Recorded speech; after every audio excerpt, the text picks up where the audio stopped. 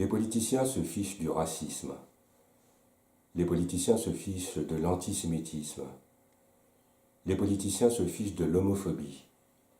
Ce qui les intéresse, c'est de transformer en arme politique les souvenirs douloureux des minorités, afin d'étiqueter leurs opposants et de les pourchasser.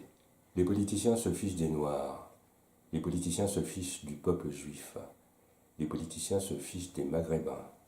Ils nous utilisent tous comme des boucliers humains pour pouvoir poser des étiquettes sur leurs opposants. Racistes, antisémites, islamophobes. Les politiciens ne feront rien pour abaisser ou diminuer le taux de chômage des minorités. Ils feront tout pour les asservir en leur versant des aides sociales. Les politiciens ont besoin que les minorités aient besoin d'eux. En fait, nous avons atteint un point où la demande de racisme excède l'offre. Les politiciens ont désespérément besoin de racisme pour survivre politiquement et s'enrichir. Ils ont besoin de pauvreté pour pouvoir distribuer des aides contre des bulletins de vote. Les minorités votent à 90% pour les politiciens qui leur promettent monts et merveilles. Mais que se passe-t-il? La pauvreté ne diminue pas. Les salaires stagnent. Le taux de chômage déjà plus élevé que la moyenne du pays progresse.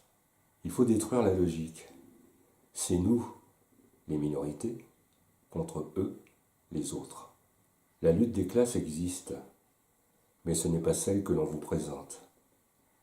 La véritable lutte des classes est celle des classes moyennes et populaires qui subissent l'oppression fiscale et réglementaire, quelle que soit la couleur de peau ou la religion, contre la nomenclatura constituée de politiciens professionnels, de hauts fonctionnaires, de journalistes, de syndicalistes, de gens qui vivent somptueusement du pillage qu'ils organisent à leur profit, aux dépens de gens qu'ils prétendent défendre. Tout le discours des politiciens consiste à semer la discorde et semer des divisions pour offrir de les combattre, à exacerber les inégalités pour se poser en défenseurs de victimes, à monter les défavorisés contre les bourreaux inventés, à promettre de punir les riches profiteurs contre les pauvres exploités, les privilégiés contre les opprimés, les minorités maltraitées par les élites, alors que les riches profiteurs, les privilégiés, les élites, c'est eux.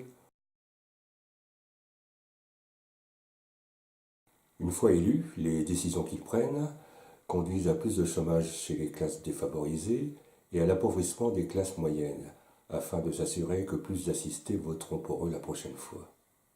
Toutes ces richesses confisquées à ceux qui travaillent servent à enrichir leur clan, car la corruption est très sophistiquée en France.